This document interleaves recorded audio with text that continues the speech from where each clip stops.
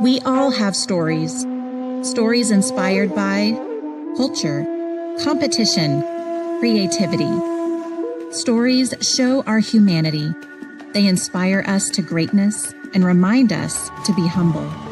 Stories connect us to our communities and the rest of the world. We are the Chutta people, and these are our stories. See and share them at togetherwe'remore.com.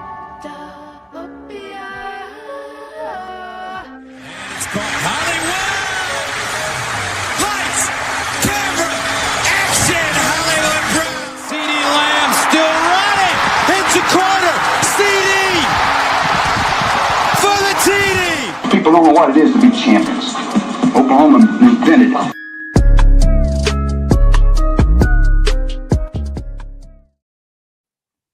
What is up, everybody? Welcome to Through the Keyhole. It's the live show once again.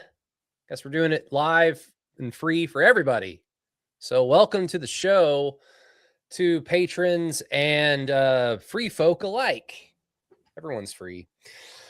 I'm Brady Trantham, and I'm only joined by one of the four horsemen tonight. You get two. It's just the Matt Burton show plus me, Brady Trantham. So, Matt, this is just like I'm filling in for Tyler Neal in the franchise.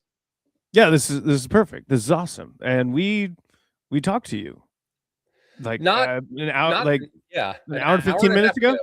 Right? Yeah, we talked to you just did. So yeah, awesome, good stuff. What's new? I guess. I mean, we just kind of caught up a little bit. What's new is OU, as Hype Man Harry says in the chat. Let me just pull that up real quick. Is only down 3 points in Columbia, South Carolina.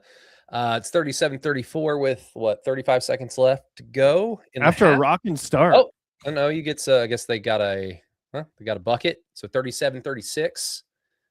Under 10 seconds to go in Columbia. And that is important because the game was over to start in the first few minutes. It was 21-9 South Carolina. So there's your halftime score, 37-36 South Carolina. So good on Porter Moser and good on OU basketball for saving face a little bit.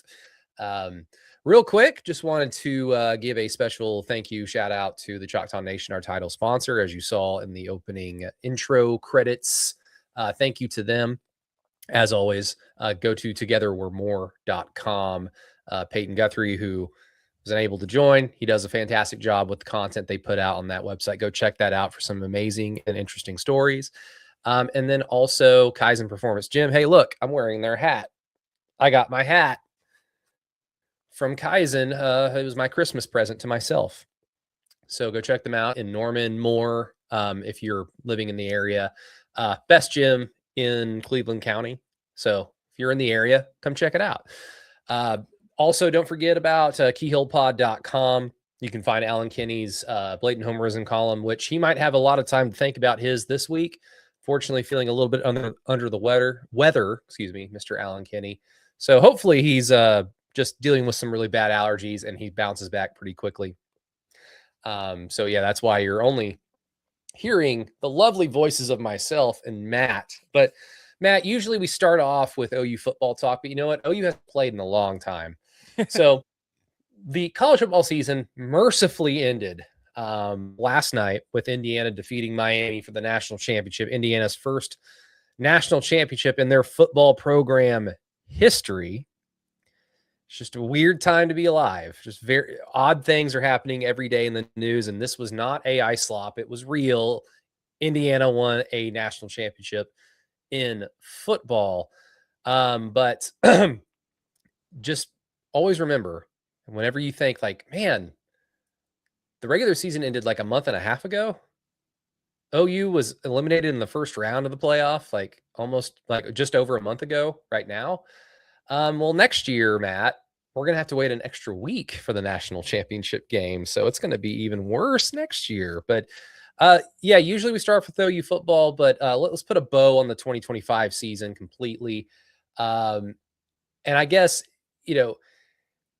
we know who our listeners care about.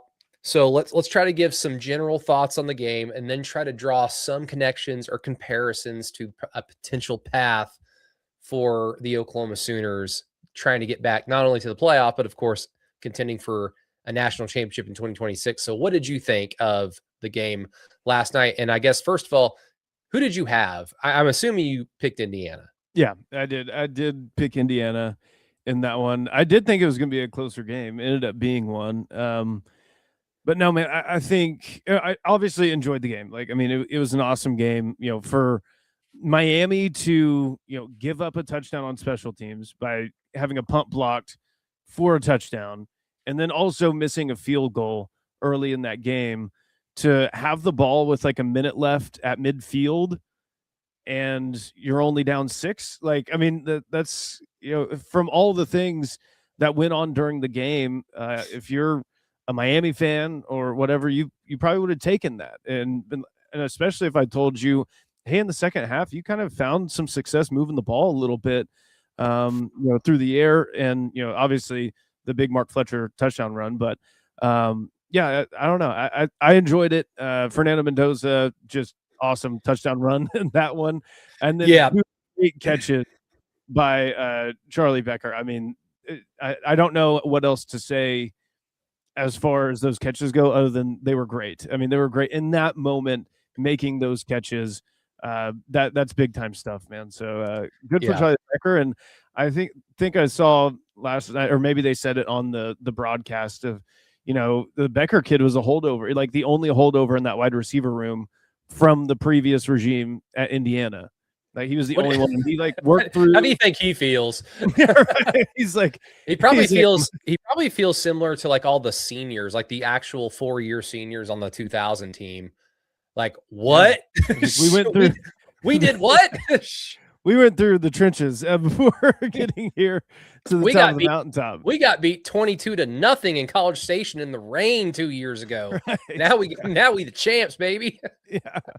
But no, I mean, just an insane turnaround. And we were talking about this all day today, obviously, but it's sports. There are, everyone tries to copycat, right? Everyone tries to copycat things that work. And I think looking no further than our friends in Stillwater, like, I mean, you're doing the whole G5 coach that brings his entire roster over, and you're trying to have that same success. But to me, I think it's more so to do with Curt Cignetti. I think that he's just the special sauce in the entire dish there that makes everything work. And that, and plus you had the Heisman winner at quarterback. That never hurts either. So you're going to see a lot of these G5 guys go, and bring their entire rosters to a Power 4 program. And there's going to be some pissed off people and donors being like, well, Indiana and Curt Cignetti did it. Why aren't you doing it? Well, I think it's special and unique to them, because I think Curt Cignetti is that sort of special. Absolutely. I mean, I told you guys on the radio an hour and a half ago. I think we all kind of were under the impression that the game was pretty wide open the second that Nick Saban stepped away, because there are still, like, Kirby Smart is a proven championship coach and has routinely some of the most talented rosters in the country. Steve Sarkisian certainly has, like, everything that you would kind of want on paper, not necessarily been able to put it all together. But I mean, Texas is rarely ever hurting for talent, so they're set up really well. There's just a handful of guys out there that, like, there's a lot of championship caliber coaches, but there isn't that juggernaut. Even with Kirby Smart in Georgia, with all due respect to them, there isn't the untouchable juggernaut that is Nick Saban anymore. So it seems like, hey, like, if you've been missing out, couldn't get over the hump for the last handful of years like OU, now's the time. Well, seems like we're now living in the current Curt Cignetti world for the time being. And look, Indiana's going to have to, they're going to have to prove some stuff moving forward, because they are absolutely going to be a hunted team on the schedule now, typically in the Big Ten. And look, OU's in the SEC. And for, like, people that are listening, if by chance we get people who are not OU fans listening to this particular episode, I don't think that we are a pro SEC podcast. Like, we understand that OU week in and week out has to play basically top 10 defenses each week. And there might be some reasons for that, because look, I remember in the 2010s, The SEC only has great defenses because they get to play a bunch of I formation offenses with bad quarterbacks, and they get to stack their numbers accordingly. And so for all the Alabamas and at the time, like the Floridas that were elite, it's like, yeah, they still have like a bunch of mid-average programs that are kind of swimming in their wake. And so it's like, it's unfair to characterize that conference as awesome or as the clear-cut best conference in the country. So like, I just want to get that out there. Like OU's in the SEC, we are not a pro SEC podcast by any stretch of the imagination. But with the Big Ten, you typically, and when I say typically, I mean every single year, it's like Ohio State and then either Michigan or Penn State, depending on if they've got their shit together, you know, whoever does in that particular season. And then you'll have like Nebraska might be kind of like, they might be a 9-win team. Michigan State might be a solid program, depending on who's their head coach. Wisconsin, in the last 20 years has been a good program. They've been awful the last 5 or 6. So there's always like another team. Well, Indiana's just thrust themselves into that upper tier with Ohio State and with Michigan, if they're able to capitalize off of Kyle Whittingham's first year in Ann Arbor next season. So that's going to be a challenge for them. And then also losing a vast majority of a lot of those guys that helped Curt Cignetti get that program off the ground from James Madison, losing a lot of those guys, and then bringing in new guys via the portal that don't have history with Cignetti, that don't have like the buy-in history with him, or, you know, that special sauce that you kind of referred to. It's mostly Cignetti, and he's a great evaluator and a great coach. So I'm not sitting here trying to say that Indiana's going to suck now. It's just now it's a different challenge than the one that they had the previous 2 seasons. So, you know, we're going to look forward to that. But I guess stretching it out just a little bit in terms of the game itself, Indiana, Miami, you know, if you're looking at it from an OU fan's perspective, Matt, it's hard to sit here and say like, oh, Indiana did it, so OU can. Well, with all due respect to Brent Venables, I don't think he's Curt Cignetti, so you can kind of X that out. But Miami, like you said, and I just did not want to believe in them. I like, some of it is just because of, you know, being an OU fan and growing up hating the University of Miami for all the for all the reasons. Part of it was that. Part of it was, even though this is not a pro SEC podcast, 1,000%, with respect to you, Matt Burton, as a little dookie, this is a pretty anti-ACC podcast. Like that conference sucks in football. It absolutely sucks. But you know what? Miami's talented, and they showed that they belong in the big stage with the big programs by virtue of beating them.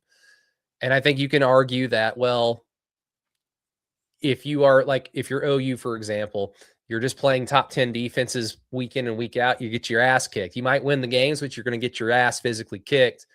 Whereas like Indiana, it's like, all you got to do is just beat Penn State and then get past all the tiny little landmines like OU in the Big 12 days, and then beat Ohio State. So there's like 2 games a year that you have to really win, in addition to just not fumbling throughout the rest of the year. So with Miami, it's like, yeah, not a lot of competition in that conference, but they proved it, and I couldn't deny it. But even with me not really wanting to believe in them, Matt, they were right there, and they had the ball last, and they had a chance, well, like second to last. They had a chance to win the game outright, you know, in regulation. And so what does this all mean? Well, Mario Cristobal was like right on the same seat with Brent Venables. And really the only difference was Miami got Cam Ward, excuse me. Miami got Cam Ward last year. They still couldn't get to the playoff, but that, if you're comparing Cristobal and Venables' tenures at Miami and OU, it's like, well, that's like the big outliers. They had Cam Ward. With respect to Dillon Gabriel is not Cam Ward. That's why Miami has a little bit more louder success than Oklahoma. And then also Oklahoma is competing against the SEC. And again, maybe I'm being hypocritical, Matt, but, you know, hey, like, this is a really good recruiting class. And you look in conference, it's the 5th or 6th best recruiting class in the SEC. That's what OU's dealing with. Miami doesn't have that problem. Plus, they've got a bunch of very loud donors, so they're able to accrue talent. But if you're looking at this game, Matt, and thinking like, man, OU is far away from this level or maybe close. I think Miami is kind of weirdly an example of, like a program run by a guy like Brent Venables with the talent that they have. It can be done because look what Miami was able to do. Yeah, I think the thing that sticks out to me about Miami is that when Mario Cristobal came over, it was like a all hands on deck effort to improve in the trenches. And obviously with Cristobal's background as an offensive lineman, offensive line coach, like you figured that would be the case. But that defensive line that they built, man, the offensive line in the trenches, man, that's all come to fruition, right? I mean, that's whenever he gets hired. Was that the same offseason, right? Yeah, yes. That was the same offseason. Remember, you played Oregon in the Alamo Bowl, and that's right. Yeah, Cristobal had left already.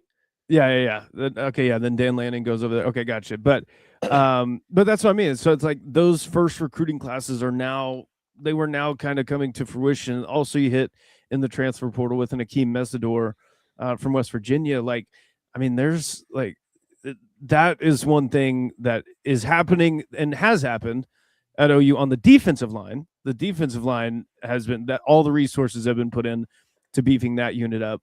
And then now you see that with the offensive line as well, with Ryan Foje, with Michael Fasusi, trying to get some of those young guys up and going. I mean, I'm sure that took a lot of resources to get Fasusi and Foje out of high school.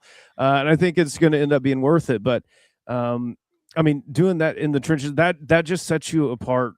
Like, I mean, that gives you that much of a head start, if you will, whenever you're trying to build something back up. And then also, I don't know, like, I mean, watching those running backs from both Indiana and Miami, but especially Indiana, man, they were running with like reckless abandon for their body. It was like they didn't care that they were going to take a hit going 100 miles an hour. They did not care. If they were going to get 5 yards, they were going to get 5 yards running as hard and as fast as humanly possible.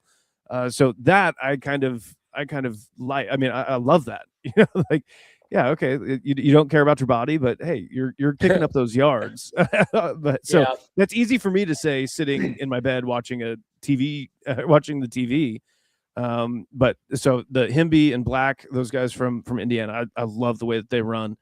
But yeah, getting the trenches figured out, like that just gives you an upper hand. And I think the offensive line is getting there, right? I mean, you're gonna have 2 true sophomores and a redshirt sophomore.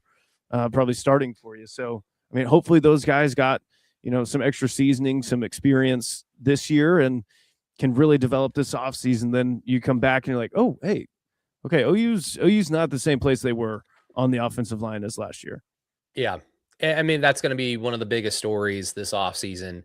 In addition to, can John Mateer take a jump? Can he improve? Can he clean things up?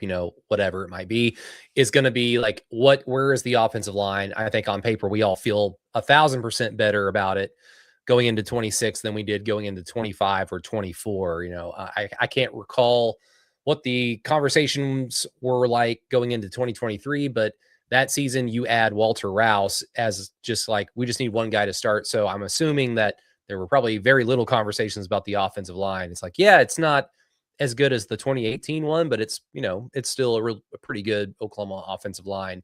So, I mean, that sets you up for success if you got it on the offensive and the defensive lines like Miami did. But I guess specifically with this game, since you mentioned Indiana's running backs, because like, you're right. I'm still kind of surprised that Indiana did not win this game solidly. And I think it kind of came down to maybe like because I don't want to sit here and say like Indiana is not talented, because clearly they are, but in terms of like on paper talent or what, like comparing rosters, so they go through Ohio State in the Big Ten championship, and that was a close game. Ohio State very well could have won the game. You have a missed field goal, chip shot field goal at the end that could have forced overtime. You like Ohio State's chances in an overtime, elongating that game, but who knows? Indiana could have still won it.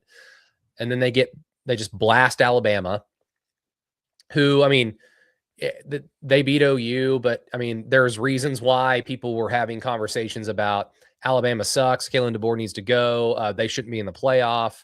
Like OU and Alabama just played each other and one team had to win. And that's kind of what the situation was.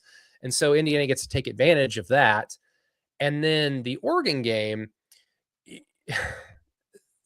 here's my biggest Stoops fan mug right here that Peyton and his lovely wife got me. It's right here. But the Oregon-Indiana game reminded me of some of those disastrous Bob Stoops Bowl games where they were over within the first few snaps that you're like, yep, OU's going to lose this one, aren't they? You just tank your expectations immediately. It was just one of those nights. And it seemed like the Miami game was just, okay, Indiana's lack of having like dudes all over the place compared to their opponent is kind of catching up to them. Because Fernando Mendoza isn't able to make all those throws. He's not able to stand back there in the pocket, especially with a clean jersey, because Indiana's offensive line, it was weird. They had no problem opening up holes for the running game. They just could not protect. Fernando Mendoza got his ass kicked. But I'm still kind of shocked Indiana didn't really solidly win this game, Matt, because I feel like there are a handful of 3rd and longs, 3rd and mediums where Indiana just said, fuck it, hand the ball off, stop us, Miami.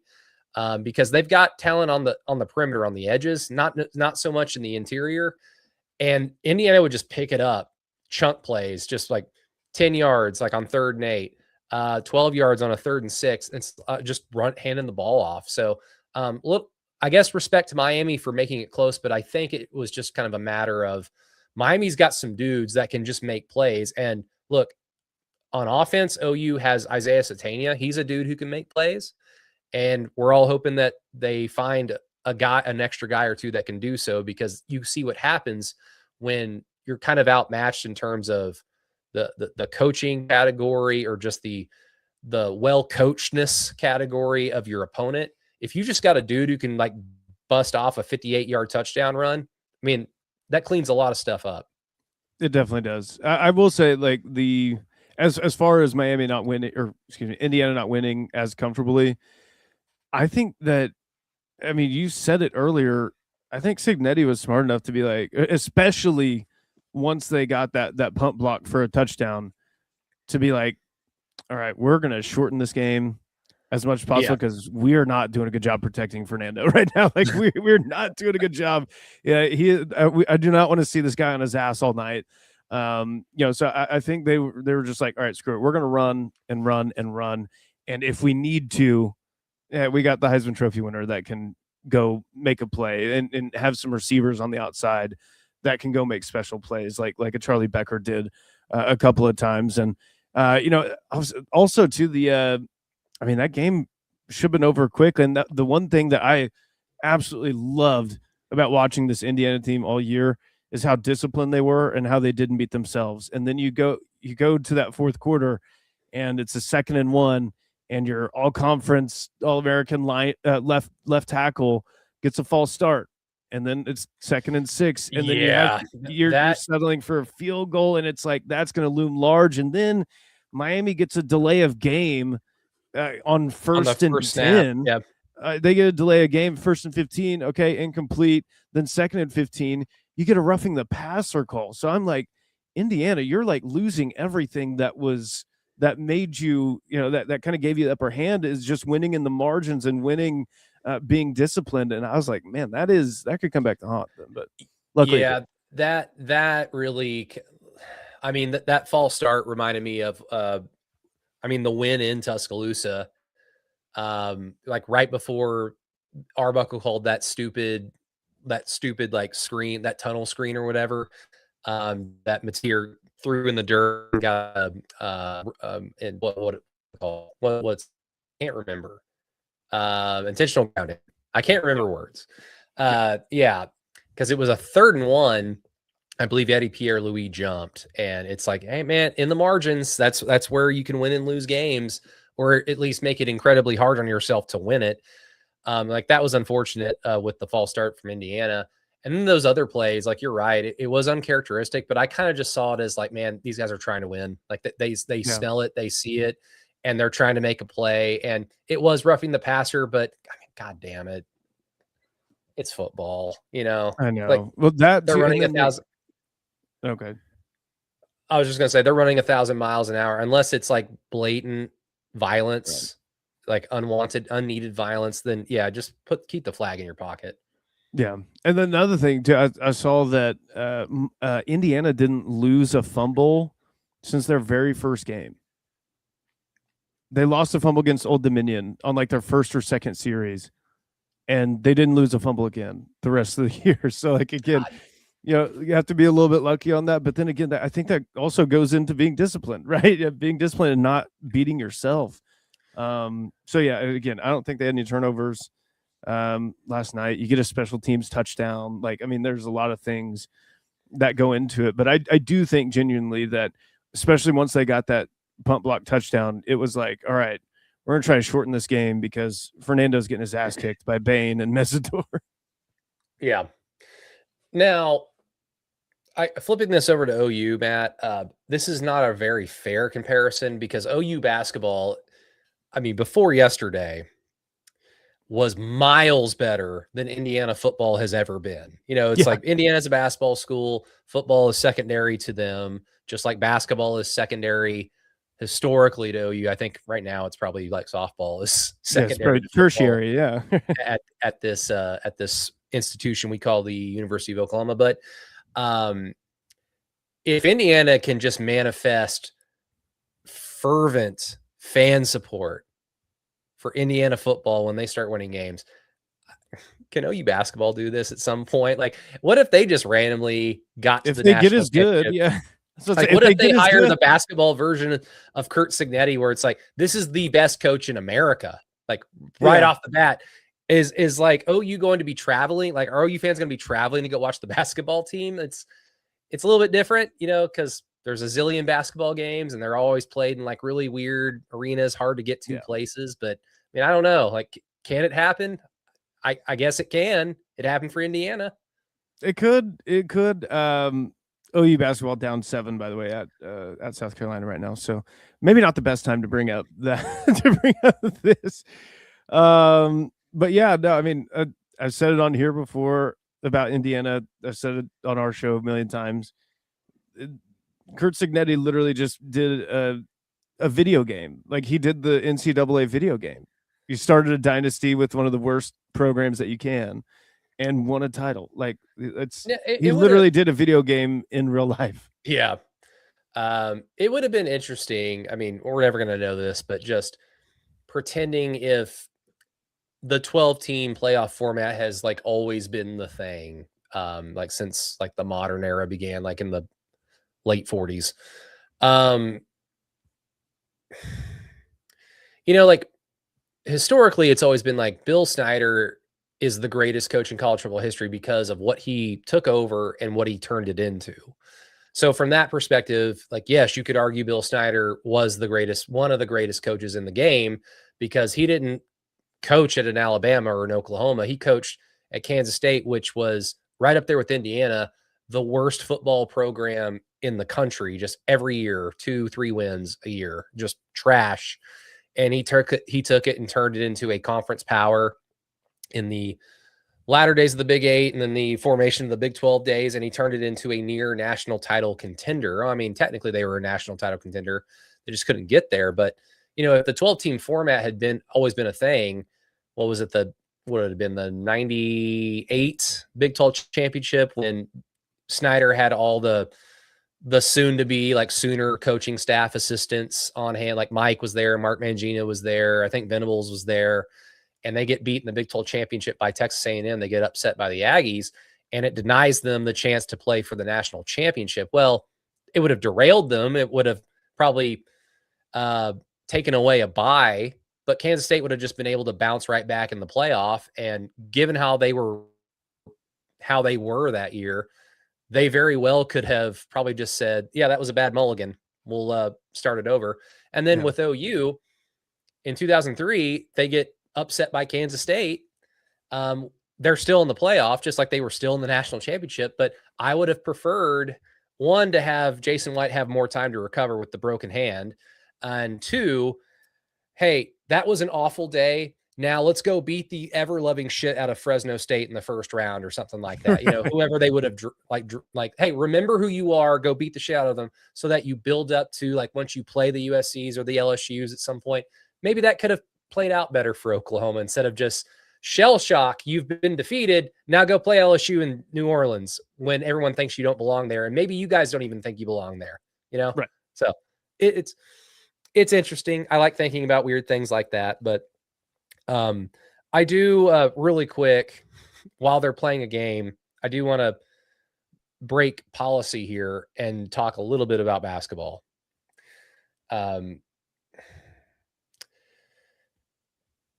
OU can technically recover and salvage their season, Matt, because they've got a lot of marquee games. I mean, they've got this game right now. Right now it tells me that it's 46-41 South Carolina. So very much a competitive game. Good for them. Then they got Missouri on the road. Historically, a tough place to play for OU, but Missouri's not particularly awesome either this season. So 2 very winnable games on the road. And then you got Arkansas and then Texas and then Georgia and then Tennessee, and a handful of those games are on the road. So they have opportunities to make that 1-4 conference start just be like, oh, that was a bad little stretch. Now look where they are. But I'm going to be honest with you, Matt. I don't really know if we need OU to salvage their season. And this is not me saying just lose the game so we can fast forward to like auto sim the regular season, get a new coach. But we need to address like, what is the expectation for OU basketball? And if your expectation for OU basketball is just scratch and claw to get into the tournament basically every year, and maybe every once in a while you win a few games and make a little bit of a run in the tournament, then I guess you're wanting them to salvage this season so that they can put together 2 consecutive years in the NCAA tournament. Or maybe your expectations are a little higher. And if so, there's no way they can salvage this season, because this team is not, I just don't foresee this team putting it together. I don't foresee this team having a chance to, even if they do like win a handful of games, go on a little bit of a mini run, I don't see it translating into the tournament. And I hate to say it because I like Porter Moser. I think he's a fantastic coach. I think wherever he goes next, he's probably going to be successful. I think the task of being the head coach at OU for basketball, Matt, was just, it asked for a lot more than I think we probably anticipated when he was hired in 2021. Yeah, I think there's a lot that I don't think this OU team's making the tournament. Like they're just not. I don't think they're talented enough to do that, and they've already put themselves in such a big hole that I just don't know if they can get out of. And a couple things. One, I think that is absolutely accurate. I think that Porter Moser signed up for a job that very quickly turned into a job that he did not sign up for here at Oklahoma. Because whenever he starts, hey, it's like COVID, right? I mean, like you're just coming out of COVID stuff. Oh, and then like 4 weeks after he's hired, NIL starts. And so it's a different thing. And then like also, I mean, all these athletic departments were probably scrambling at the time when NIL came, and especially at a school like OU, shoveling all those resources to football, right? Because I mean, it's like, hey, let's take care of football first. They were slow at that, like OU really slow-footed NIL, and they had their reasons for it, but it ended up being like a kind of silly out process, right? I mean, like you're starting to feel like no one knew where this thing was going or where it was at the time. So first off, especially at a school like Oklahoma, let's make sure that football is good first before anything else.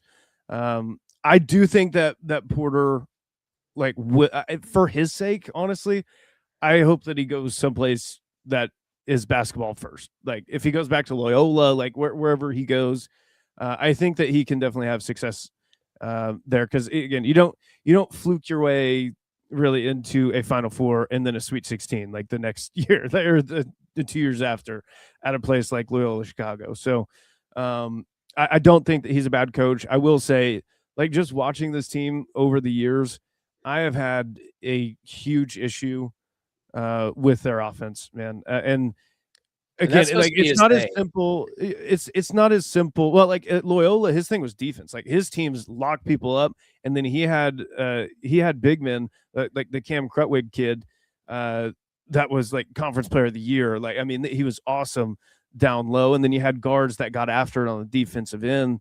But like the thing is, you're like you for a guy that has prided himself on kind of having a good big man, you just really haven't had one this entire time. Now, I'm saying that knowing like big men are like quarterbacks in football, right? Like in the quarterback portal market. That's exactly what, like everyone is looking for a big man. Everyone's looking for a quarterback. Everyone's looking for defensive tackles. Everyone's looking for offensive linemen, right? In the portal. Same with basketball. Everyone's looking for big men, but you can't do it. And especially when you're ranked like 15th in NIL in your conference, like this is kind of what it's going to get you. Like, and then with their offense, like for me, I've had a huge issue with this because you can turn on the tape and watch it like every single, like you can watch it right now in this game. It's two guys involved in the offense and the other three are kind of just standing. And that makes you very easy to guard. It just does. Is it Nigel and Xavier? Yeah, like that, and it's whoever insert person that's setting them the ball screen.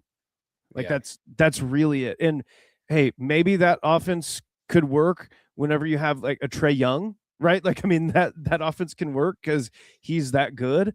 And that's no shade to Nigel Pack and Xavier Brown. They're not Trey Young, NBA All-Star. You know, they're not those guys. So I don't know, man. It just this offense that Porter has been running, if you want to call it that, it makes you very easy to guard because three guys are active. They're not active. They're not moving. So the three guys that are guarding those three guys don't really have to do much, and they can help out. And you know, you can live with a Jadon Jones shooting a three. You can live with those guys and bet that hey, those guys aren't going to beat us. So it just they've made themselves super easy to guard, and that's been the thing that just hasn't changed.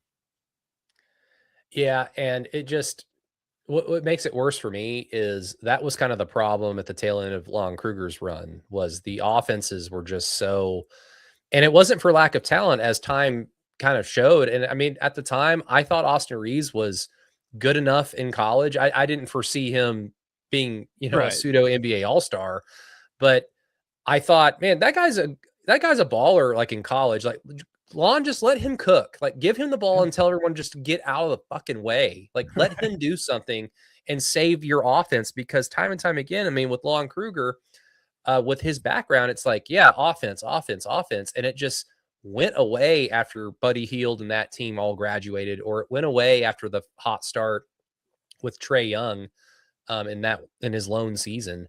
And I also think too, with or piggybacking off of, like, this is kind of not the job that Porter signed up for. Like whenever he thought that he was signing up for it, the type of basketball school that OU has traditionally been and had whenever they've had success outside of, getting 5-star kids from Oklahoma that just ended up in your lap. Yeah.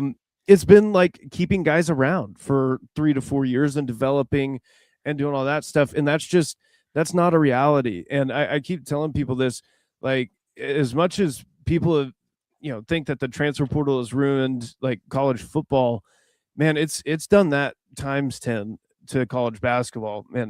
Because one guy can kind of change everything. So everyone's searching for that one guy, but there's only a handful of schools in basketball that are, shelling out a ton of NIL money, and they're kind of cleaning up. So the type of program that OU should be, and I think that's more conducive to success for them, is just not a reality in this, especially when, I mean, you're lucky to keep 3 guys on your roster if you're OU right now. Like, and I asked this to Tyler whenever we were having a big conversation about this last week. But like a Jeremiah Fears, right? 7th overall pick. Awesome. True freshman last year. If he decided to stay in college basketball, like there's no shot he stays at Oklahoma. Like everyone's different, right? Maybe Jeremiah loved it here and did all that stuff. Like but oh yeah, like he's jumping in the portal. Yeah. But yeah, I mean, it's different when OU's like, you can love OU all you want. And if OU says, hey, the most we can give you is $2 million, and then Kentucky comes in and goes, "We got $5 million for you." I'm sorry, it's a pretty easy decision. Like, you can love OU as much as you want, but that's an easy decision. So I don't know. You're just lucky to keep 3 to 4 guys on your roster, and that's kind of been the thing here. So there's no stability, there's no development, there's nothing like that in college basketball, and that's not just an OU thing. That's kind of happening everywhere. So I don't know, man. Hopefully for Porter's sake, he can go someplace where that's a reality, like back to Loyola or something like that. But I don't know. It's just not a reality at OU. Yeah, and I mean, just going by what you said earlier about holding on to players like you were just talking about, I'm just looking at like Jeff Capel's first season. OU had a winning record. They were 16-15 that year. Did not make the tournament, which I think was the first time OU didn't make the tournament in 23 years. I blame that firmly on true freshman on that team, Tyler Neal. So. On Jeff Capel's first team? Yeah. You mean Michael Neal? Oh no, sorry, no, not Jeff Capel. Oh no, he did play for Capel. Okay, he played in Capel's last year. Just kidding. Yeah. JK. Okay. I still blame Tyler though. Well, I mean, it's a different time and different era, so it's not the best analogy to make, but just to kind of like hammer that home. I mean, here's your roster: Nate Carter, senior; Longar, junior; Michael Neal, senior; David Godbold, he was a junior. Yeah. Austin Johnson, who played a lot as a freshman, sophomore; Taylor Griffin played a lot as a freshman, sophomore. Taylor Griffin, one of the most important recruits for OU basketball history. Absolutely. You also had, man, and I hated losing him. This is well before the transfer portal era, but remember Bobby Mays ended up going to Tennessee? Yeah. He was a guard. Oh gosh, yeah, he was a true freshman on that team. You also had Tony Crocker as a true freshman. You just had guys that had been in the program for a long time. So once you got into conference play, you could string together some wins just because you've got a handful of dudes that are like, we've played in this conference for 2 or 3 seasons already. We know what to expect. We're not intimidated by like going on the road at Tech against Bobby Knight. We're not intimidated to go into Gallagher-Iba. So you could kind of manufacture some success. Now it's just like, you've got to either absolutely hit with whoever you bring in, which is possible. It's not happening for OU right now. You have to somehow hold on to like 60% of your roster. Like, they're not good enough to like demand that much money in the portal year in and year out, but they start to develop into really good college players, really good conference players. And obviously not good enough to run away and go to the NBA. Either that, or then, you hire a coach, kind of like what OSU did this season, where you hire a guy that's just all offense and you just kind of catch some fire. Yeah. That's what OU is kind of looking for, is like one of those 3 things. And I mean, I don't know. Or if you have any more 5 stars that are from Oklahoma that wanted to be OU Sooners their whole life, those help too. Yeah. I mean, it's just, it's just kind of demoralizing to me. I love OU basketball, but we'll see. Man. It's tough. And like, I don't know, man, I don't know, fans are like, and again, I know I just went on a diatribe of like blaming the style and all that stuff. And absolutely, like, Kelvin Sampson didn't play the best style of basketball ever. Like, Kelvin was fine winning a game 45-40, if they won. Like, it was, and I'm sure that was tough for people to deal with coming off of a Billy Tubbs era, where it was like, we're going to score 120 and you're going to score 110, but we're still going to win. So like, I don't know. It was really easy to rally around though, because you were winning with defense as well. Like, you were like hard-nosed defense, hustling, like all that stuff. Like, I completely get it. But yeah, and I'm not comparing Porter's style to Kelvin. I'm just saying that like it's not good either. And the difference was Kelvin won. Like, Kelvin won, and he's still doing it to this day. So I don't know, man. It's tough. And I asked this, and Brady, it's not like and I'm not talking to you. I'm not talking to our guy, Sooner Hoops fan Greg. I'm not talking to our guy Harry. I know Harry cares, but like, my question I asked the other day when we were going on this diatribe after the Florida game, Tyler and I, is just does it actually bother people to not have a good basketball team at OU? I'm not talking about the diehards, like I'm not talking, but like the casual fan that is all in on football, because everyone's diehard football. I get it, but to the casual fans who maybe catch a couple games a year, like do you really care or not if OU has a good basketball team? Like, does it bother you? I know you're not asking me, but I guess I'll just try to answer. Right. But I mean, it does. I mean, it bothers me because OU has the ability to be a great basketball program. Now, great. Like, does that mean elite? No, like, I don't think that they have a chance to be an elite program. They do have a chance because by virtue of them being in 5 Final Fours, 2 national title games in their history, well, they had 2 chances to have a national title banner hanging in the Lloyd Noble Center collecting dust. Yep. So they have a chance to be a great basketball program. And so when they don't achieve that, if you're thinking about it over like a 10-year, like every 10 years, like we'll evaluate the previous 10 years, it is just not even sniffed what standard OU basketball has. And that's a sad thing. Yeah. And before people point out like, well, it's NIL era now and it's hard to keep talent. That's true. And it's also hard to figure out how to allocate resources because like, hey, OU softball has earned the right to demand like a percentage of NIL money because they're a machine. And I 100% agree with that. And football is king. And I think we all want baseball to also be like competitive in the SEC. Baseball's a fun sport to watch. Like college baseball is fun to watch. And it's really fun in this conference because boy, it is just elite team after elite team after elite team. So you want baseball to be good as well. Women's basketball historically has been an exciting product. I mean, recently, in the last week, but basketball, basketball demands it as well. And I just don't want people to think, well, basketball, if you want it to be great, it's going to be at the expense of something else. And I just don't agree with that because what's Indiana's football team's NIL amount? You just have to get the coach. And right now, I just don't think, as OU's down 62-51 on the road, South Carolina, I just don't think that they have the coach. And that doesn't mean that Porter Moser is a bad coach. He's just not the coach for this job. I agree. Curt Cignetti bounced around at a lot of places, and he won at a lot of places, but not to the extent he just won last night. But sometimes you just have to be at the right place at the right time. And unfortunately, like I wanted it to be Porter, and it's just not him. So, yeah, like who's the next coach? I don't know, but I will say typically go ahead. I was gonna ask you, do you think that Josie does fire Brent? Because they don't have an Brent AD. or Porter? Or Porter, sorry, golly, we just this is last year. No, this last year. I just got transported back to January of 2024, 2025.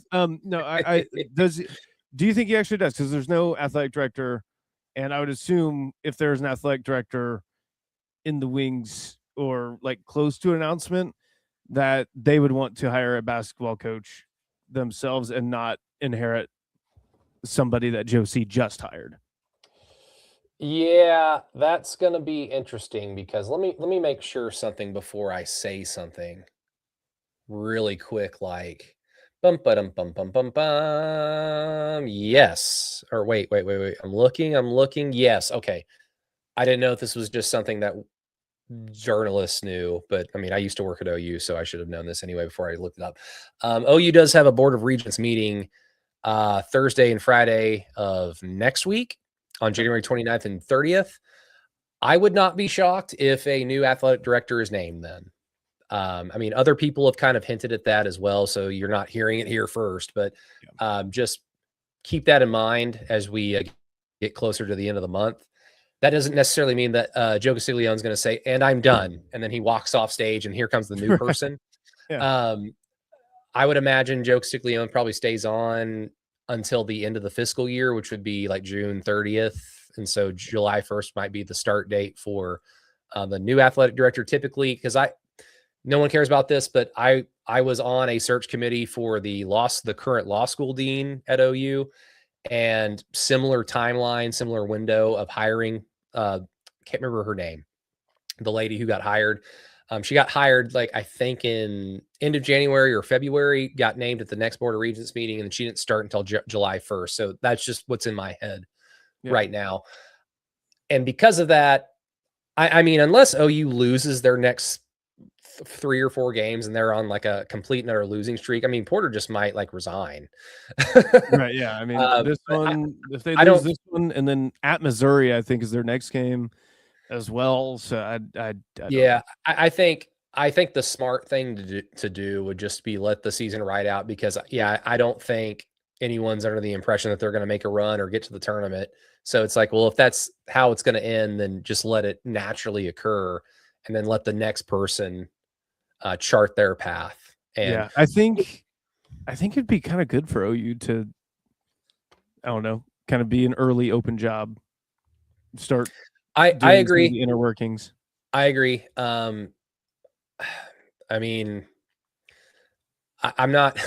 I hate calling for jobs, right. But this is not me calling for it. This is me like pointing at the evidence and just saying, like, this is what typically happens. Yeah. And do you want to be like the 4th, 5th school, like in the pecking order, or do you want to be like kind of the first at the first in line? But at the same time, Oklahoma State football was in the first of the line last year, or this past season in football, and they still didn't hire a new coach until months later. And they were like, did they fire Gundy before James Franklin got fired, or were they fired like the same day? I think they fired him before. I think Gundy was like the first one. So it was nowhere near the coaching carousel that it ended up being when Gundy got the boot. So now it'll be interesting, I guess, in terms of like who's the next coach. I don't know. I think from a general perspective, Matt, you need to identify someone who brings a winning formula like day one.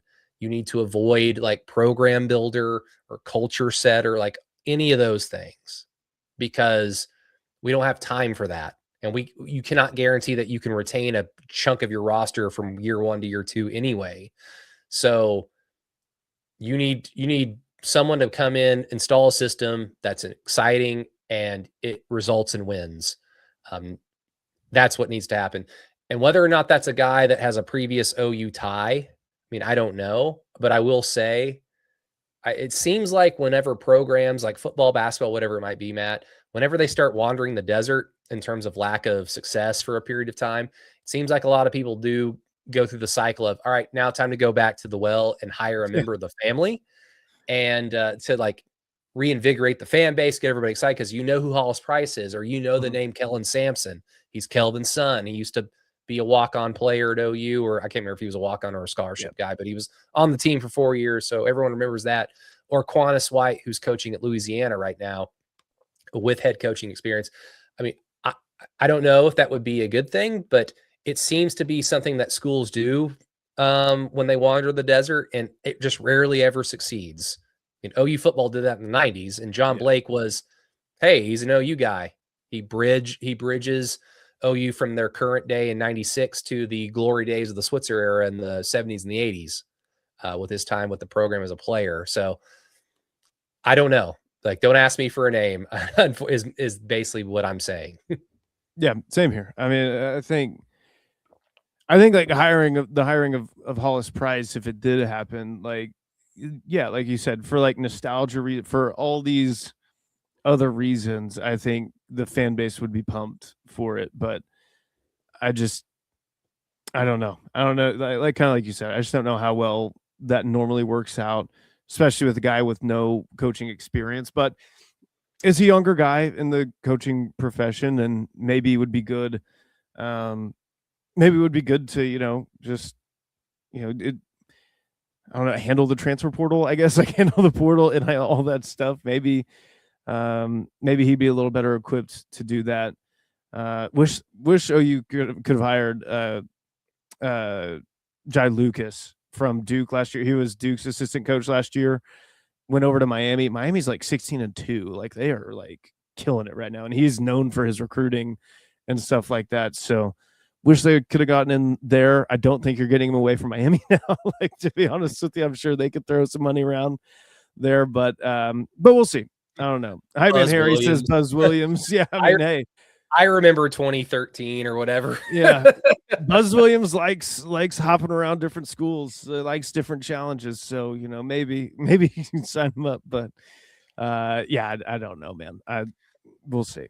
Hopefully Porter can get together. We'll see. I mean, I every interaction I've had with Porter has been positive. He's always been nice to me. He's so great. This is like nothing.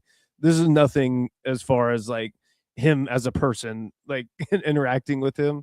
It's just, results, man. The results just, haven't been there. And to be fair to him, he's won 20 games twice in, tough ass leagues to do it in. So yeah, I don't know. With bad rosters. Exactly. And I think that's the most disappointing thing is they spent more this offseason and got on paper a more talented roster, and you just not getting any results with it, man. Just got a bunch of nice role players, Yeah. I don't know. It's frustrating. I'm annoyed. My dad likes my hat. He just texted me. So hello, Dad. Hopefully OU basketball gets fixed. If it's someone from the family, great. I would be super, super stoked to see Hollis Price again wearing crimson and cream. That'd be awesome. If it's someone else from like a mid-major, I wouldn't say, well, it didn't work with Porter Moser. It's like, no, it's like everyone's different. You need to identify something. And really, OU basketball would be very fortunate. Like the way that this could ideally work is if they could somehow, okay, the arena is getting built. And so you pair that with trying to attract maybe a little bit higher end of a coach than a first year, like a guy who would be going into his first year as a head coach, or another mid-major name. Maybe if you say like, hey, we're going to have like a brand new state-of-the-art arena that you're going to be able to help attract players to come play in and break in, so to speak. Maybe that could be an attractive asset in the coaching search, but I don't know if those timelines are going to match up, unfortunately, because bureaucracy. Oh, well, we will talk about football just for those that are still tuned in, patrons, and then free listeners alike. When you're listening to this or watching this after the fact, hopefully you are. With OU football, Matt, we are starting kind of, like the slow trudge into spring ball mode. I mean, we'd be remiss without. I mean, I think the John Mateer stuff and the Kip Lewis stuff that came after your guys' show Tuesday when I was unable to join. Yeah, and literally, like we went to break, and then I checked Twitter, and it just dropped as I'm walking out the building. I'm like, oh, great, awesome, cool. Yeah, and it was such an underwhelming. It was such an underwhelming thing because it was something that I think we all knew was the case for weeks. Right. And we really knew that it was the case for about 2 weeks. And then these dates kind of come and go, like this is the last day for underclassmen to declare, or the transfer portal is opening up, and then OU is not getting a quarterback, and they're only getting a receiver. They're only getting one receiver. Oh, look, Parker Livingston is suddenly available. Might as well just add him too. But there wasn't this aggressive, oh shit, we're going to lose Isaiah Satania, or oh shit, we're going to lose Kip Lewis. Just by virtue of what they did in the portal, you could tell oh yeah, they know John's coming back. They know Satania is coming back. They know Kip Lewis is coming back. And then they just kind of announce it in a weird manner. And it just kind of I don't know. It's why we didn't open the show with it because it's we've all been under the impression that was going to be the case. But I mean, as we move forward, Matt, I mean, we're going to spend all off season talking about how, look, I know John Mateer sucked last year. I know those numbers don't look pretty, but man, having experience at the quarterback position coupled with the optimistic hope that he can clean his game up a little bit, it's big that they got him back, Matt. As silly as it might sound to a lot of people, it's huge. Yeah, I just kind of going through it, it's just like, okay, well, who that ended up in the portal that wasn't like already just going to go somewhere, you know, they're going to go automatically somewhere. Like who was just an automatic upgrade? You know, like who was a like no doubt, oh, you just got better at quarterback. Like I really don't know of the available guys who was one. Like I really don't know. The Pirate sleep soundly, says Boomer. 9 months to go. Only 9 months until next football season. No, hopefully John Mateer stays healthy, right? That's the main thing. I think Knock on wood. Yeah, right. We didn't know how much it affected him, and frankly, we're probably never going to know how much it actually affected him throughout the year with his leg and with his hand, obviously. But I don't know, man. I think, you know, getting some more experience back at that position is never a bad thing, and you just hope that, you know, he can work through some stuff in the offseason, whether that's, you know, keeping his feet set, like not getting happy feet back there, and, you know, hopefully the offensive line improving helps that out a little bit. But I don't know, man. I really like your article about the, you know, second year quarterbacks in the SEC, right? The second year transfers, all that stuff. It paints a good picture, right? And again, I'm not sitting here saying, oh, he's gonna like have a Joe Burrow season. He's gonna win the Heisman next year, man. Yeah. He's not going to be Joe Burrow. I don't think he's going to throw. He's going to be fucking better than Joe Burrow. He's not going to throw for 5,600 yards and 60 touchdowns. There. He's going to throw for 6,000. 6,000. Let's go, and 70 touchdowns. Why not? But no, I do think, especially like, you know, getting some more seasoning in the SEC too, right? I mean, getting some experience of what an SEC schedule is going to look like throughout the year. And hey, now you're playing 9 conference games as well instead of 8. So there's another thing to look forward to. But yeah, no, I'm in on John Mateer for sure, and really have no choice but to be. Yeah, and I think that's what you should say to any of your friends and family that happen to root for other schools, and they like kind of clown you for like, oh, John Mateer again. All you can say is like, OU's in a position to have, like, that's the only thing that they can do, is they have to hope that he can make an improvement. Yep. And hell, as bad as he was last year, what did OU do? They won 10 games in the SEC and made it to the playoff. Yep. So, I mean, yeah, could they do it again if John Mateer was just as bad? Well, it'd be very difficult. You know, you don't want that to happen. You want to see the offense take a jump. You want to see the defense kind of maintain itself. And if you're able to do that, you've got the makings of a fantastic football team. I mean, I don't know if you saw those little cutesy SEC shorts, Matt, like the latest one. They were just doing like off-season report cards. And when they got to OU, like the key word was improvement. And the whole joke was, yeah, we hope to improve this year. So we're going to keep the same offensive coordinator, keep the same quarterback, and not really get a lot of extra help in the portal. And it's like, yeah, I get it. Because I also wrote, and I got fucking cooked by Texas fans online, because whenever John Hoover retweets any of my articles, it gets to a lot more people, because John has a much bigger pull on social media than I do. But I wrote a week or so ago about OU's transfer portal haul, or their transfer portal ranking. You know, OU fans, don't really concern yourself with like, oh, it's the 17th best class in the country. What a failure. It should be better. Because OU, as it's constructed, wasn't really in a position to have to like, oh, we got to go get Cam Coleman. We got to get him. Texas is doing that because, one, they're Texas and they can do that with the money and the resources they have at their disposal. Number two, that's what they've historically done, is just like, go get names. And it works sometimes, and other times it doesn't. And also, Steve Sarkisian is their head coach, and they're just going all in on offense. And they think that last year they were just, if we just had an extra dude, like we'd have gone to the playoff and won a lot more games. And I would argue They had plenty of dudes. You guys just couldn't block anybody. And sorry. But whatever. That's their philosophy. OU's philosophy is they needed to improve at wide receiver in terms of Deion Burks is good. Let's get a better version of him. And they think it's Trail Harris. And everybody probably doesn't think that because who? Virginia. It's like, I get it. Whatever.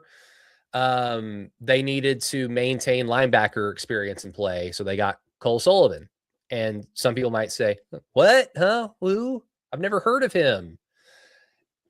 And the whole point of it was what OU needs doesn't necessarily need to equate to like them needing to like gain a higher ranking in the transfer portal rankings. As arbitrary as they are, OU is just trying to be a team that went 10-2 in the regular season, got to the playoff, and now they're like, let's just be better. Let's be better than that. And the hope is that not only manifests on the field, it manifests in the win-loss column, because in the SEC, Matt, you can be a better team and win less games than you did the previous year. Like you could just be a much like, man, like the metrics are better. They made plays last year at the ends of games to help themselves win, and they just couldn't make the play there at the end of this game and they lost. Or you could be a worse team and win more games. Like it's just weird how football sometimes works out. But what they were able to do in the portal, just everything on paper like seems to fit. But just like every offseason, it's just going to come down to we have to wait and see if they can all play together. And that's what kind of sucks about this whole process. It does. It absolutely does. Yeah, I mean, yes, you're right. They were not in a position to go get the Cam Coleman, right? I mean, there's a lot of stuff that they needed, to be fair to them. And I think for the positions that they definitely needed, I think they did good. I mean, nothing wrong with hitting a double, right? You don't need to hit a grand slam all the time. There's nothing wrong with hitting doubles, right? I mean, that's the idea. It's definitely a step up from what. Did I just make a Moneyball comparison and I didn't even mean to? Oh no. Well, he gets on base. He gets on base. Well, I was going to say, like, it's definitely a step up from what Jim Nagy was talking about this time last year in terms of like moneyballing the process. I wouldn't say that this haul is like a bunch of Moneyball. Like there are some, like the Ozawalu kid from UTSA. Yeah. And I kind of like the background of that, where they had him up, like Nagy in the front office had that kid up on their whiteboard, like really ranked highly. Like if he hits the portal, then that's a guy that Miguel Chavis, Bates, Brent Middles, they can Frankenstein that kid into a future NFL round pick. So like I'm all for that. But like Trail Harris, Parker Livingston, Cole Sullivan, Amarion Harris, those are like day one start. Like, those are dudes that you can count on to at the very least compete for starting jobs in this offseason. And the cool thing is they have big time experience in the SEC or in the Big Ten. They've got big time. You're not hoping that a kid from Kennesaw State or Western Carolina like can transition, right? Not only to OU, but to the opponents that OU will play. So it's definitely a step up. And so the hope is that Trail Harris is just a better version of Deion Burks. And you add a Parker Livingston with his size and his ability to make tough catches, which is something that OU did not have last year in their offense whatsoever. And it makes it that much easier for John Mateer. You hope that Amarion Harris can just slide in at right tackle and be that mainstay starter on the right side so that your left side balances out and you've got the makings of a really good offensive line.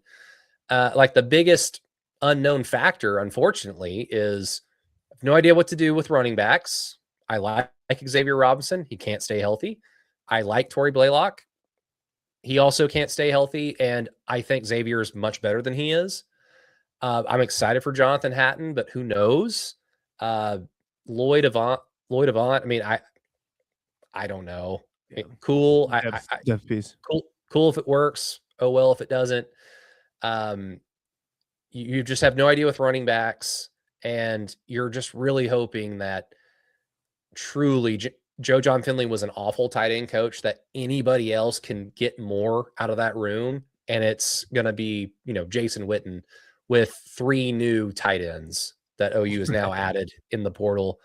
They got the kid from Tennessee late last week. the kid who dropped the 4th down pass against OU in Knoxville. So, I mean, those are the two big unknowns. If OU can hit on at least one of them, if they've got a great running back room, or if they've got a game-breaking tight end all of a sudden, I mean, all bets are off. Like, the offense is probably much better than it was last year just because of that. Yeah, absolutely. I will say, to be fair to the Tennessee kid, does it count as a drop if it hits you in the face mask? if you just turn around, around right into it. Was it Kip? Was it Kip or Kendall? Or it might have been someone else. But someone hit the shit out of him on that route and blew the timing up, because it was a pure timing route. Yeah. And somebody hit him, just like shoulder checked him and knocked him kind of like wobbly, and then he keeps running, turns around, and the ball's already in his face. So it was like, it looked goofy and it looked unathletic and it looked funny, but that play was blown up because a linebacker said, fuck this shit, which is great. That's what you want from your linebackers. If you're not going to be able to make the PBU, hey, just fuck up the timing. Right. You can do that. I am excited for the tight end room. Like, do I think that, we have a 1,000-yard receiver in there? No, I don't, but they should be a hell of a lot more effective. And, again, a guy like Hayden Hansen, man, to help out that running game. That's one thing that, that was one of my New Year's resolutions, was figure out some way to help the running game. And you bring in Marion Harris at tackle from Arkansas. You bring in Hayden Hansen, Rocky Beers, these guys. Van Dorselaar, is that his name? I think from Tennessee. Yeah, I don't know how to pronounce it either. Jack. Yeah, I'm just gonna say JVD. Some Tennessee fan in the mentions of like he's transferring to Oklahoma just said jackass, and I was like, it's funny because it's great. But I think the running game should be improved, man, and that's again when we're to bring it back to what we opened the show with, right? With Miami and Indiana. It's just like Indiana had that running game. They could close those games out because they could lean on their running game. And, that was just something that we couldn't see from OU this season. They weren't able to do it. They had some leads and weren't able to, really run a game away, like kind of put a game on ice, like those teams can. So hopefully with the tight ends, with some help on the offensive line, some experience on the offensive line as well, you can finally lean on something. Yeah, and I don't say this lightly, because I remember being very frustrated with Austin Stogner being that big and yet that unable to physically dominate at the point of attack, the line of scrimmage, like in short yardage situations. But if Austin Stogner was on the offense last year, they would have had a much easier time running the football, because he's a better blocker than Caden Helms. And with all due respect to Jaron Kanik, like his problem was just lack of size. Like that's not his fault. So I think just by virtue of that, he's going to be a better tight end run blocking team, I think, just next year. And anything else after that is just a complete and utter cherry on top, because either Hansen is actually really good, or Rocky Beers is actually really good, or the kid from Tennessee is actually really good, or Jason Witten ends up being a great position coach, or just a great coach in general, which could very well happen. Any of those things could very well happen. And if it does, then it makes John Mateer's life so much easier. And if that's the case, then, I mean, OU's offense can make a visible jump and improvement. I mean, Matt, any thoughts with the Owen Heineke thing? I mean, Stoya put out his story laying out Heineke's like pitch to the NCAA. I've always been under the impression that he's not coming back. Yeah. And I'm starting to kind of see, like, I don't think he really should be able to, according to the rules. And it sounds silly and it sounds mean, but he started in 2022, and you've got your 5 years. And I don't know why they don't reward the medical red shirt in 2022. That's kind of odd. Yeah.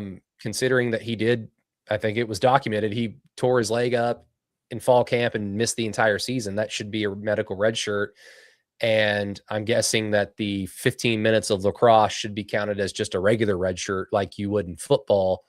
And that quote from Owen Heineke in that story saying like, it would be a shame if 15 minutes of lacrosse would take away from a potential extra year. All that made me think of, though, Matt, was, Zion Kearney, who has just now transferred to Wisconsin the last few days. He was not able to redshirt this past season. Do you know why? Did he play like special teams? Did he play more than 4 games? Wasn't special teams. He did play more than 4 games, but there's a very specific reason why. And I would be furious if I was Zion Kearney. Did he have like 1 snap in a game? Or it was the 1 snap against Ole Miss on that stupid 4th down attempt that OU failed on when they brought in Carrion, and they brought in all these like big, tall guys that hadn't played. Yep. And it's just a John Mateer keeper, I think, and it got blown up for a loss, and Ole Miss got the ball back. That 1 snap where Zion Kearney just had to just stand in place and do basically nothing. Yet can't redshirt now. Oh my gosh. Oh, I would be so mad. Yeah. that's tough, man. That's crazy. It's like, surely you could find someone else to stand there and block. Like for real. I mean, Pirate Sleep Soundly said Witten has to be better than Joe John Finley, right? I mean, you would hope so. Hey, I thought Joe John Finley was flat out awful. And so unless Jason Witten is flat out awful, then yes, he should be better. We had our one of our favorite commenters in our Spotify comments last week, Ryan, go hard on the paint on you guys last week for, I guess, questioning like, hey, like great players rarely become great coaches. And that's just kind of true. I don't know if it's actually a fact though, but it feels true. It's like one of those things that's like, it feels very true. I mean, Nick Saban was a Jag college football player. Kirk Cignetti, Jag. Bob Stoops, Jag. The thing that I was more so referencing was like a head coach. Right. Like, no. Larry Bird was the one that got brought up of like, oh, he had some success. Actually, I think if you want to look at like a position coach in college football, hey, look at the team that played for the national title last night in Miami. Jason Taylor, Hall of Fame defensive end. You want to know how many times that broke my heart when they would show him like, please stop. I don't want to hate Jason. Right. But Jason Taylor, go look at, he's about to have 2 defensive ends drafted in the 1st round, probably. So it's him and Bates, man. I was about to say, if we're looking at, a college football comparison, like of what Jason Witten could be, I mean, hey, I'd choose to. I mean, Jason Taylor is a Hall of Famer. Like Jason Witten will be a Hall of Famer. So, like, I mean, if you want to look at that and have some positive vibes around that, look no further than there. Yeah.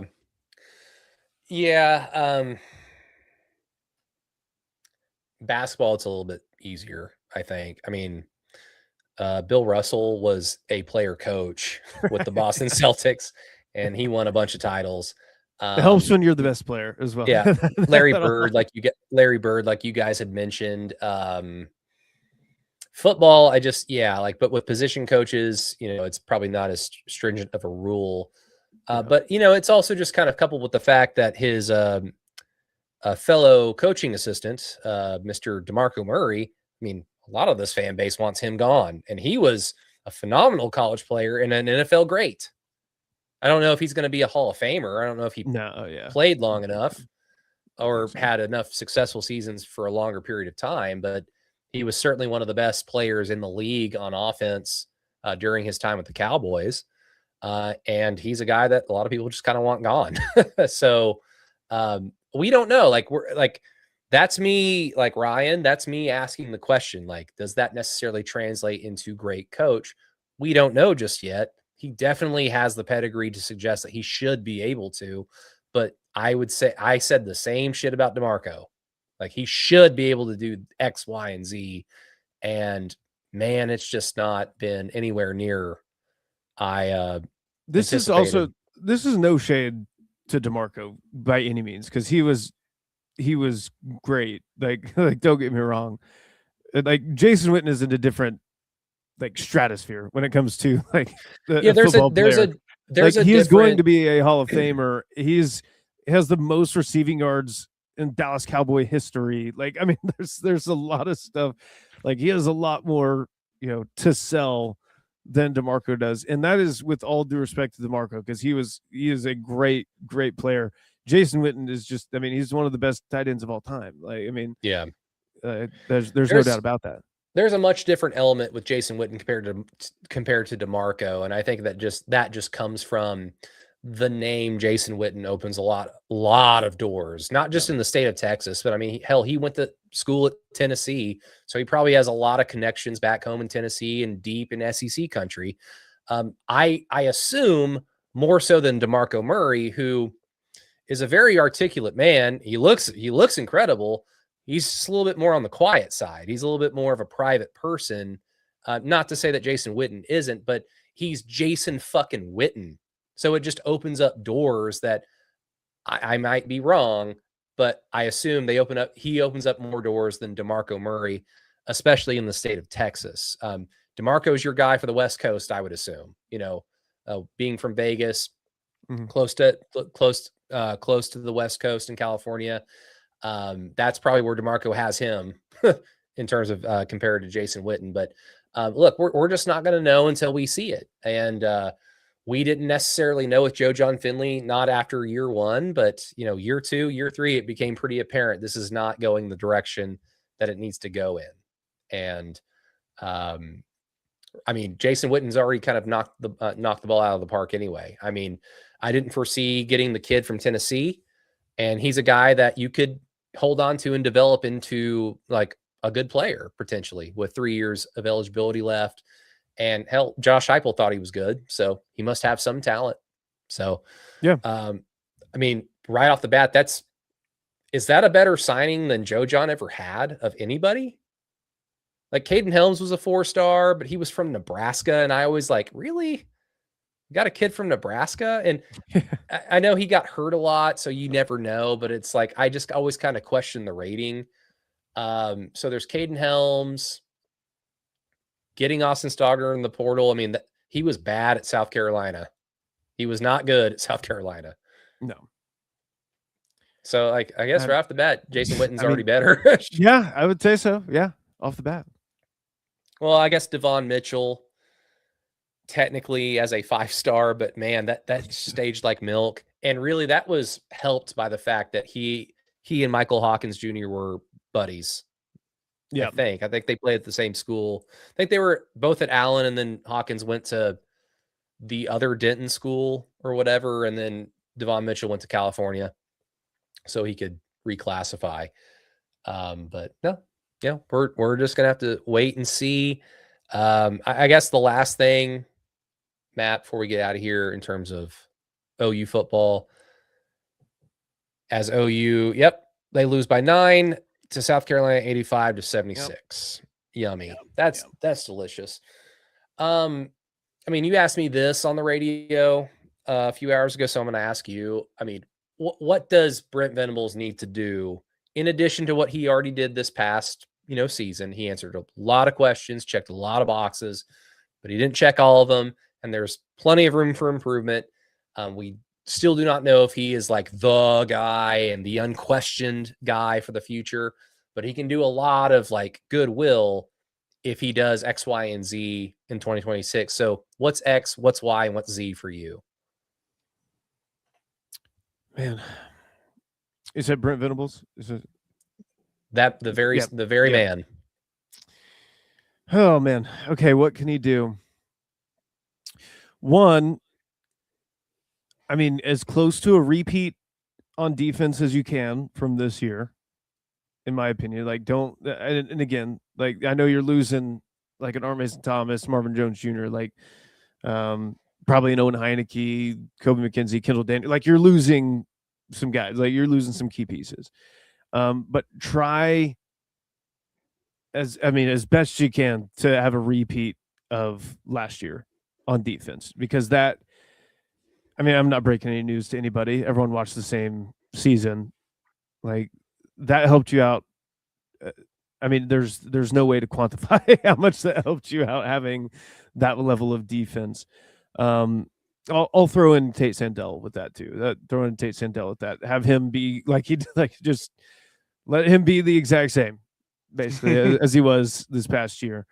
X, Y, and Z. I mean, you mentioned it, and I fully agree. You got to beat Texas at some point. Like, you got to beat Texas. And hell, especially with all the shit talking Steve Sarkisian's been doing, and it's like, absolutely, credit to you. Like, you won the game, and talk the talk. But yeah, my man, like, he is just the bravado off of him. It's like, my man, you've not achieved like what Texas thinks their standard is. But I mean, kudos on you beating OU teams with injured quarterbacks. Like, good job. Yeah, great job there, Steve. I will say, like, for like, I mean, I guess, yeah, he gets to talk his talk, do all that stuff, but